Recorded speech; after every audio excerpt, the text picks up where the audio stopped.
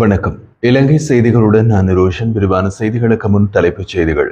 உள்ளூராட்சி மன்றங்களில் ஆட்சி அமைக்க எதிர்க்கட்சிகள் தடையாக இருந்தால் அந்த கட்சிக்கும் நாங்கள் தடைகளை ஏற்படுத்த நேரிடும் என்று டெல்வின் சில்வா அறிவிப்பு. பொருளாதார நெருக்கடியில் உள்ள நிலையில் அரசாங்கம், எதிர்க்கட்சி மற்றும் சிவில் சமூகத்தை சேர்ந்த அனைவரும் இணைந்து செயல்பட வேண்டும் என்று எதிர்க்கட்சித் தலைவர் கோரிக்கை. இனப்பிரச்சனையை தீர்க்கும் விடயத்தில் தென்னிலங்கை முக்கிய கட்சிகள் மேற்கொண்ட அணுகுமுறையையே தேசிய மக்கள் சக்தியும் பின்பற்றி வருவதாக முன்னிலை சோசலிச கட்சி குற்றச்சாட்டு. கனடா பிரம்டன் நகரில் கட்டப்பட்டுள்ள தமிழின அழிப்பு நினைவகத்தை இலங்கை அரசாங்கம் கடுமையாக கண்டிக்க வேண்டும் என்று சரத் வீரசேகர வலியுறுத்தல். தொடர்வது விரிவான செய்திகள். ஜனாதிபதி அனுரகுமார திசாநாயக்க தங்குவதற்காக பாதுகாப்பான மற்றும் சாதாரணமான வீடொன்றை கொழும்பில் தேடும் பணிகள் மேற்கொள்ளப்பட்டு வருவதாக செய்திகள் வெளியாகியுள்ளது. இது தொடர்பாக முன்னாள் மாகாண சபை உறுப்பினர் வருண ராஜபக்ச தனது யூடியூப் சேனலில் தகவல் வெளியிட்டுள்ளார். தற்போது ஜனாதிபதி பெலவத்தையில் உள்ள மக்கள் விடுதலை முன்னணி தலைமையகத்தில் தங்கியிருப்பதாகவும் பாதுகாப்பு சிக்கல்கள் காரணமாகவே புதிய வீடொன்று தேடப்படுகிறது என்றும் அவர் குறிப்பிட்டிருந்தார். முன்னதாக ஜனாதிபதி அனுரகுமார திசாநாயக்க அதிகாரப்பூர்வ ஜனாதிபதி மாளிகையை பயன்படுத்த மாட்டேன் என்று வாக்குறுதி வழங்கியிருந்தார். இதன் அடிப்படையிலேயே சாதாரண வீட்டை தேடும் நடவடிக்கைகள் முன்னெடுக்கப்படுவதாக செய்திகள் வெளியாகியுள்ளது. இவ்வாறான தகவல்கள் வெளியாகியிருந்தாலும் ஜனாதிபதி அலுவலகத்தினால் இதுவரை அதிகாரப்பூர்வ அறிவிப்பு எதுவும் வெளியிடப்படவில்லை. உள்ளூராட்சி மன்றங்களில் தேசிய மக்கள் சக்தி பெரும்பான்மை பலத்தோடு வெற்றி பெற்றுள்ள நிலையில் அந்த சபைகளில் ஆட்சி அமைப்பதில் எதிர்க்கட்சிகள் அத்துமீறி தலையிடும் பட்சத்தில் அதற்கேற்ப நாங்களும் நடவடிக்கைகள் எடுக்க நேரிடும் என்று மக்கள் விடுதலை முன்னணியின் பொதுச் செயலாளர் டெல்வின் சில்வா எச்சரிக்கை விடுத்துள்ளார். அவர் மேலும் கூறுகையில், நாங்கள் 267 உள்ளூராட்சி மன்றங்களில் வெற்றி பெற்றுள்ளோம். அதில் 120 சபைகளில் எந்தவித தடையுமின்றி ஆட்சி அமைக்க முடியும். மேலும் 32 சபைகளில் எங்களோடு எதிர்க்கட்சிகளுடன் சமமான உறுப்பினர்கள் எண்ணிக்கை உள்ள நிலையில் அவற்றிலும் சீரான ஆட்சி அமைப்பை மேற்கொள்ள முடியும். மக்கள் நமக்கு கொடுத்த பெரும்பான்மையினை அங்கீகரிக்காமல் சில எதிர்க்கட்சிகள் திட்டமிட்டு தடையாக செயல்பட முயற்சிக்கின்றனர். அவர்கள் அப்படி தொடர்ந்தும் இடையூறு விளைவிக்குமானால் நாங்களும் அவற்றுக்கு எதிரான அரசியல் நடவடிக்கைகளை எடுக்க தயார். ஐக்கிய மக்கள் சக்தி 14 சபைகளில் பெரும்பான்மையை பெற்றிருந்தாலும் 13 சபைகளில் அவர்களுக்கு தனியாக ஆட்சி அமைக்க முடியாத நிலை ஏற்பட்டுள்ளது. அதேபோல் அரசாங்கத்திற்கும் சில சபைகளில் தனி பெரும்பான்மை இல்லாத காரணத்தால் தேவையான கலந்துரையாடல்கள் தற்போது இடம்பெற்று வருகிறது என்றும் தெரிவித்திருந்தார். நாடு தற்போது கடுமையான பொருளாதார நெருக்கடியில் உள்ள நிலையில் அரசாங்கம், எதிர்க்கட்சி மற்றும் சிவில் சமூகத்தை சேர்ந்த அனைவரும் இணைந்து செயல்பட வேண்டும் என்று எதிர்க்கட்சித் தலைவர் சஜித் பிரேமதாச வலியுறுத்தினார். மாத்தறை உராபுல ஸ்ரீ ரத்னஜோதி பிரிவேனா வித்யாய நதத்தின் 75வது ஆண்டு விழாவையொட்டி நடைபெறும் கல்வி மற்றும் கலாச்சார கண்காட்சியில் பிரதம அதிதியாக கலந்து கொண்ட அவர் நாட்டின் எதிர்காலம் குறித்து பேசியிருந்தார். தொடர்ந்து பேசிய அவர் 2028ஆம் ஆண்டு இலங்கைக்கு தீர்மானக்கூடிய ஆண்டாகும் என்பதோடு அந்த ஆண்டு முதல் சர்வதேச நாணய நிதியத்திடம் கடன் செலுத்த தொடங்க வேண்டிய கட்டாயம் இருப்பதாக விளக்கினார். முன்னாள் அரசாங்கம் கடன் திருப்பிச் செலுத்தும் காலக்கட்டை 2033 2028 குறைத்துள்ளதால் அதற்கேற்ப நாட்டின் வேகமான பொருளாதார வளர்ச்சி தேவைப்படுகிறது என்று கூறினார். அரசு வருவாயை அதிகரித்தல், ஏற்றுமதியை ஊக்குவித்தல் மற்றும் வெளிநாட்டு நாணய கையிருப்புகளை வளர்த்தல் ஆகியவை அவசியமாக உள்ளன. இந்த நடவடிக்கைகளை எடுக்கப்படாவிட்டால் நாடு மீண்டும் பொருளாதார, சமூக மற்றும் அரசியல் நெருக்கடிகளை எதிர்கொள்ளும் அபாயம் இருப்பதாக சஜித் எச்சரித்தார். இலவச கல்வி அனைத்து சிறார்களுக்கும் நவீன கல்வி வழங்கும் பொறுப்பை ஏற்க வேண்டும் என்று அவர் வலியுறுத்தினார்.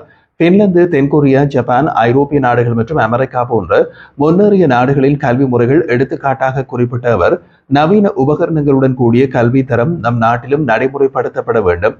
இலவச கல்வி மற்றும் இலவச சுகாதாரம் மற்றும் வாழ்வில் பெரும் தாக்கத்தை ஏற்படுத்தும் என்பதால் அவை அடிப்படை மனித உரிமைகளாக கருதப்பட வேண்டும் என்று சஜித் வலியுறுத்தினார். கல்வி, சுகாதாரம், வேலைவாய்ப்பு, விவசாயம் மற்றும் சேவைகள் போன்ற துறைகள் மூலம் நாட்டிற்கு மதிப்பை சேர்க்கும் நடவடிக்கைகளும் மேற்கொள்ளப்பட வேண்டும். மொத்த உள்நாட்டு உற்பத்தியை அதிகரிக்க தனிநபர் பங்களிப்பும் கணக்கில் எடுத்துக் கொள்ளப்பட வேண்டும். அதற்கான திறன்கள் மற்றும் மனிதவள மேம்பாட்டை ஊக்குவிப்பது அவசியம் என்றும் சஜித் பிரேமதாச குறிப்பிட்டிருந்தார். தேசிய இனப்பிரச்சனையை தீர்க்கும் விடயத்தில் தென்னிலங்கையின் மற்ற முக்கிய கட்சிகள் மேற்கொண்ட அணுகுமுறையினையே தேசிய மக்கள் சக்தியும் பின்பற்றி வருவதாக முன்னிலை சோசலிச கட்சி குற்றம் சுமத்தியுள்ளது. அந்த கட்சியின் செயலாளர் குமார் குணரத்னம் இது குறித்து தெரிவிக்கையில், அரசியல் கலாச்சாரத்தை மாற்றுவதாக கூறி ஆட்சிக்கு வந்தவர்கள் தங்கள் வாக்குறுதிகளை நிறைவேற்றாத காரணத்தால் பழைய அவதாரங்கள் மீண்டும் தலை தூக்கியுள்ளன. இதனால் மக்கள் வேறு கட்சிகளிடம் திரும்புகிறார்கள் என்பதற்கான நேரடி பொருள் அல்ல. ஜனாதிபதி மற்றும் பொது தேர்தல்களில் மக்கள் தேசிய மக்கள் சக்தி மீது நம்பிக்கை வைத்ததால் தான் அந்த கட்சிக்கு வாக்குகள் கிடைத்தது. ஆனால் அந்த நம்பிக்கை தற்போது படிப்படியாக சிதைந்து வருகின்றது.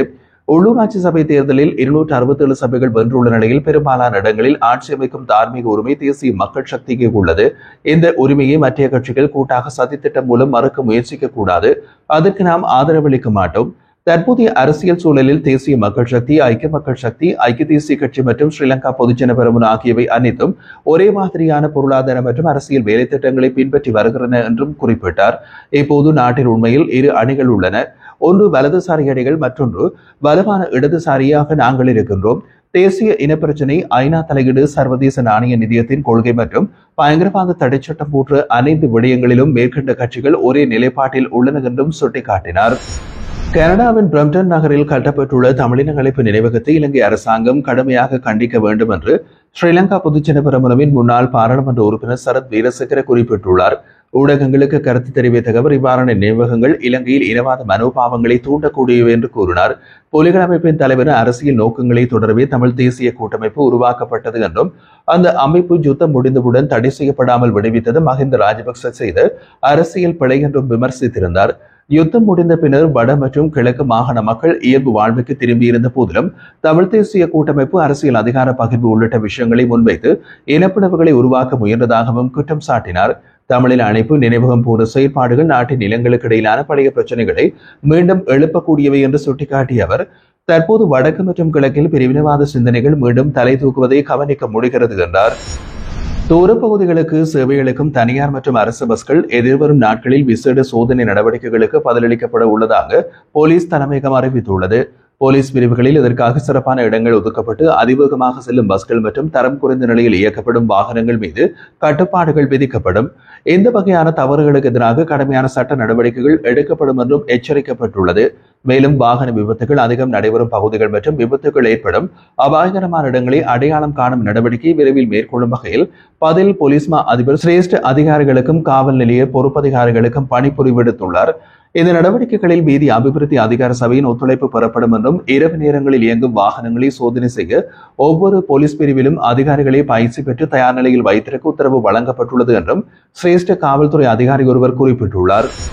நாடளாவிய ரீதியில் தற்போது ஏற்பட்டுள்ள உப்பு தட்டுப்பாடுக்கு உப்பு இறக்குமதியை நடைமுறைப்படுத்துவதில் ஏற்பட்ட தாமதமே காரணம் என்று இலங்கை உப்பு உற்பத்தியாளர்களின் சங்கம் குற்றம் சாட்டியுள்ளது.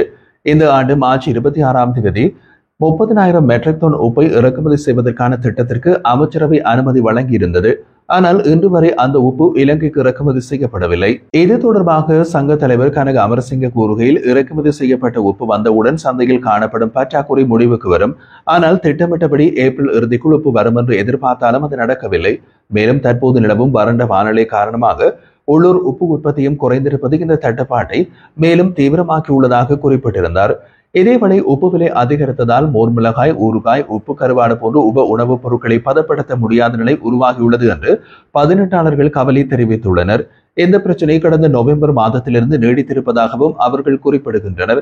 பதனிடும் பணிக்கு தேவையான உப்பை அதிக விலையில் வாங்க வேண்டிய சூழ்நிலை உப்பை கொண்டிருக்கும் பல உணவுப் பொருட்களின் தயாரிப்பை முடக்கியுள்ளது. இதனால் சந்தையில் மோர் மிளகாய், ஊறுகாய், உப்பு கருவாடு போன்றவை குறைவாகவே கிடைக்கின்றன. மற்றொரு புறம் இந்த நிலைமை மிளகாய், நெத்தலி, மாசி, கூனிரால், கட்டப்பாறை போன்ற மீன் வகைகள் மற்றும் தேசி பழங்கள் போன்ற முக்கியமான மூலப்பொருட்களின் விற்பனையை பாதித்துள்ளது.